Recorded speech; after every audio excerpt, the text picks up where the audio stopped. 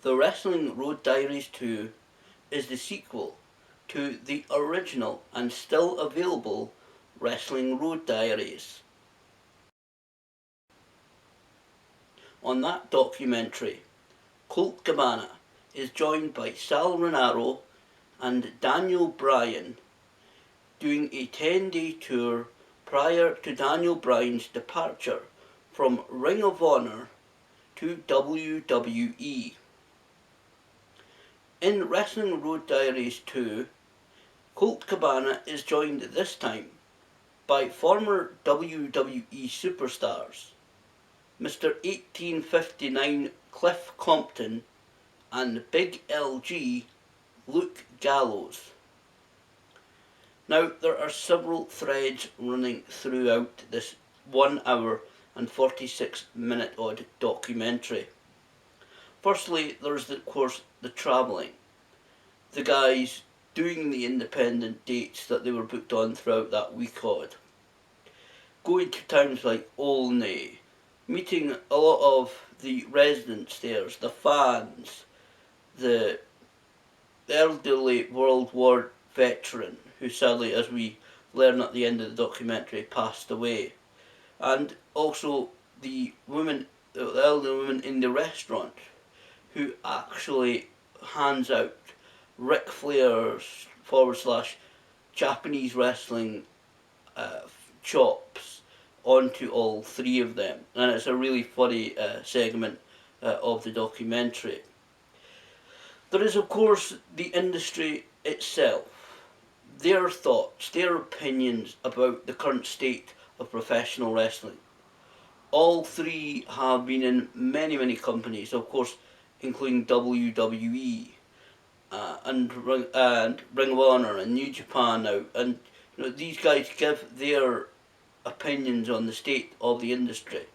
Now, this thread runs right throughout the documentary in a mixture of their discussions in the car and sit-down interviews that took place individually with all three of them during the tour. Of course, these guys, they know what they're talking about. They're veterans of many years, as I said, with the likes of WWE, Ring of Honor, etc. So they give their opinions. One of the great threads though, and perhaps the best thread running through this documentary, is their friendship. Colt Cabana, if you've heard his Art of Wrestling podcast, has made many connections while travelling the world. So therefore he's become friends with many individuals and featured many of them on his podcast. And two of these are Luke Gallows and Cliff Compton, which is of course the reason why he selects these two guys to be in the sequel to the Wrestling Road Diaries. Because when you look at the travel, as I said, you're talking about 8 odd hour car journeys per day. United States is a huge place. Getting from, they start off in Chicago, Illinois, Colt Cabana's hometown, and go all the way to Cleveland, which is quite a journey, spread over the week odd long tour. And well, I think it's a good point of this documentary, although it does detract slightly from the documentary, I think, that Luke Gallows is injured during this whole tour. Unfortunately, Luke Gallows suffered a groin tear just prior to the filming beginning on this documentary. Before he flew in, a few days before, he suffered a groin tear, and unfortunately this really affects his ability to perform at the events that they attend. He's still there manages them, struggles about on crutches for the whole documentary, and does what he can. But unfortunately, it does detract slightly, and obviously it detracts as well, not just from the performing aspect, but a little bit from his attitude, because he's so disappointed that he isn't able to fulfill his bookings, like he said in the documentary. He likes to fulfill his bookings, he likes to perform at the highest level he can to entertain the fans, and that is a great thing. The one great thing about the friendship thread of this documentary is both Cliff Compton and Colt Cabana's concern for their friend. Right the way through the documentary, Luke Gallows' leg looks worse and worse. I can't remember what the term is, hemoglobin or something, and it's basically big bruising on his leg where he has torn the muscle in his groin, and the bruising just throughout the week just goes lower and lower and bigger down his leg. And I think certainly the one point that you can see their friendship, the one moment I think is really great to show their friendship, is when they're in a restaurant. They have starting to debate whether Luke Gallows needs to be taken to hospital, and it's at that point Colt Cabana is certainly out of the camera view, and it's Luke Gallows sitting eating this food, and Cliff Compton also eating his meal, and you can genuinely see the concern that Cliff Compton has on his face for his friend. You can see the concern at that point. That really struck me. I've only watched it once before I did the review because I wanted to my initial thoughts on it, but you can really genuinely see the concern on Cliff Compton's face for his friend. And there are several, obviously there are several interesting stories about their friendship, their past. I'm not going to go into them because I will ruin them, and there's some really funny stories, some slightly adult stories, I think. Certainly a couple involving current WWE superstars, that's all I'll say, is a little bit of an adult story. I'm sure people who watch the documentary may understand what I mean by that, but there's certainly a few adult type stories run through the document. But it is great to see their friendship and the way they've connected. You hear about their early days. They're talking about their careers to this point, what they've done in the past, their time in WWE, how they got there, some about the time they spent in the company, and of course how they left the company, what they've been up to a little bit since that. Many people watching this documentary will of course know. Overall, I would say it was a really good documentary. It certainly, other than the original Wrestling Road Diaries, really did concentrate on the actual travel and the appearing at the shows, the doing of their bookings, the carrying out of their bookings, and their actual time doing these independent shows. And it really is about, we're independent wrestlers, we're doing these shows, this is what it's like. And you get that in the Wrestling Road Diaries too, but this one, it's kind of a little bit in the background more than the last one. You get to see them obviously do that. The cameraman is in the car all day, every day with them, and you get to see them doing the shows. And I said meeting various independent wrestlers, the so-called weekend warriors that appear at all of these company shows. But you get to meet them, you get to see them, you get to know a little bit about a few of them. In this documentary also, they run into several friends. We don't know, really watching this documentary, who they know will be there, but they do run into several top name wrestlers such as Colin Delaney. They run into Jamie Dundee, who is the son, of course, of the legendary Bill Dundee. Of course, actually, some people probably know this, but the family wrestling name Dundee actually comes from this city, the city of Dundee, because Jamie Dundee's father was actually born right here in the city of Dundee, Scotland, and took his wrestling ring name from that city. A lot of people probably already know that though. They also run into Davey Richards, who is now, of course, in Impact Wrestling, and little bits of stories with them, and interactions with them and the various people in the ring. I would say it's a good documentary. You see the guys, all three of these guys' talents. They're extremely talented. You get to see, like I said, their friendship, their travel. It really is good to capture just a slice of what it is like to be an independent wrestler. Now, if anybody is watching, I would also recommend Last of McGuinness documentary, Nigel McGuinness's documentary. If it's still available at Nigel's, it's at nigelwrestling.com. You see there about the travel, and it's some really good documentaries showing really the territory days in professional wrestling have gone. The Houston office, so you know Houston and a couple of places round about.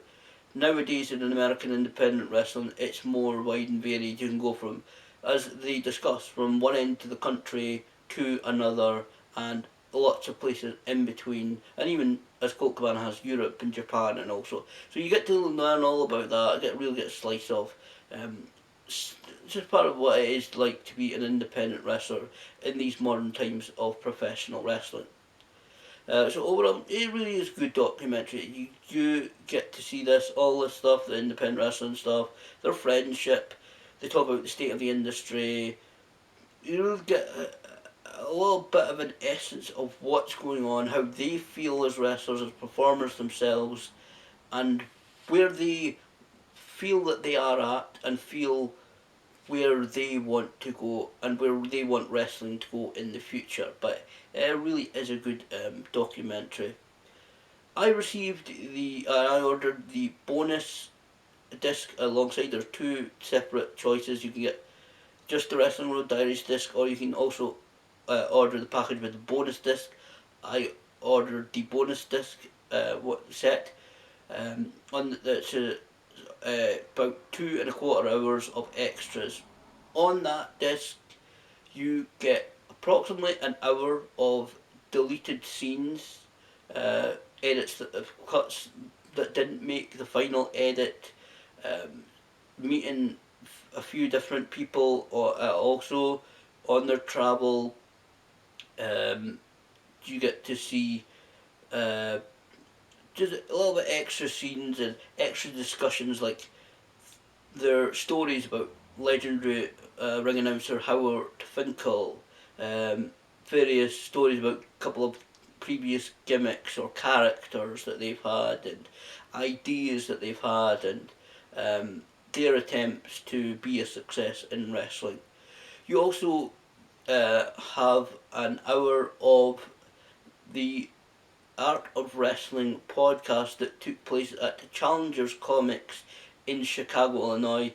After they were done in Cleveland, at the end of the documentary, they immediately travelled back all the way to Chicago, Illinois, and they did a live podcast, which is actually available on audio version on the Art of Wrestling, CabanaN'S.com. Click on the previous podcast or archive, I can't remember exactly the label, the previous podcast or archive podcast, and you'll find it there. It's on iTunes as well. Art of Wrestling podcast on iTunes as well for free, and you can listen to it. But it's really great to actually watch the video, because obviously they're doing it to a live audience at Challengers Comics there in Chicago. And it's a really hilarious podcast. It was genuinely the podcast that made me decide to to purchase the Wrestling Road Diaries 2, which is, it's a really great documentary. I think that Colt Cabana, I've said it before on YouTube, he's more talented and more knowledgeable than he or even some people think. I think all three, Cliff Compton, Luke Gallows, and Luke Gallows, Cliff Compton, Colt Cabana, are really more talented than they give themselves credit for. It really is, when you're an independent wrestler, when you're visiting these so small shows where it's filled with the so-called weekend warriors, it's one of the true marks of a true professional wrestler, that guys like Colt Cabana, Luke Gallows and Cliff Compton can go in there and they can work, they can have a match with people of various experiences and skill levels. That is when you are a true professional wrestler, in my opinion. When you can go in and you can work with guys from various skill and experience levels and make the match good and entertain the fans. And you can see all three of them do that throughout this document. As I said, Luke Gallows a bit injured. He wrestled the first couple of matches.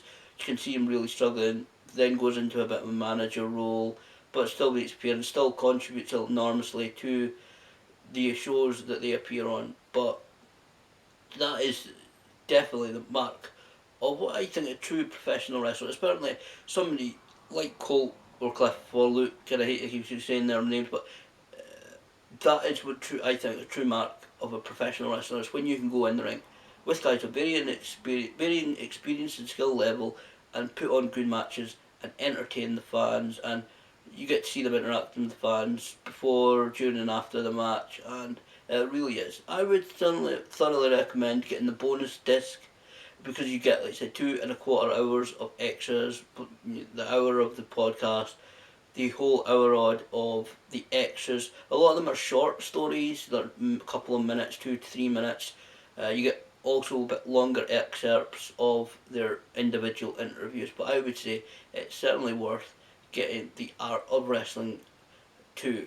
And also I would say, if you can, if you have the money, you can also visit coltmerch.com or wrestlingroaddiaries.com and pick up the original Wrestling Road Diaries. I'm not going to rate the documentary out of 5. I would highly recommend it. These guys are great talents, and I think the ever-changing world of independent wrestling, this is an extremely good snapshot of what the world is truly like for independent wrestlers. And thank you to Colt Cabana, Cliff Compton and Luke Gallows for their continued hard work. And as we know, they're really getting successful lately. As I speak, Luke Gallows is now working with New Japan Pro Wrestling, which is a major organisation. Cliff Compton is now a regular in Ring of Honor, and Colt Cabana continues to travel the globe, working independent shows, doing the podcast, doing various commercials for well-known fast food companies, and really making a huge success of them. And they do. If there's one point that these guys prove, that there is, and most certainly will forever be, a life outside a major professional wrestling company like WWE.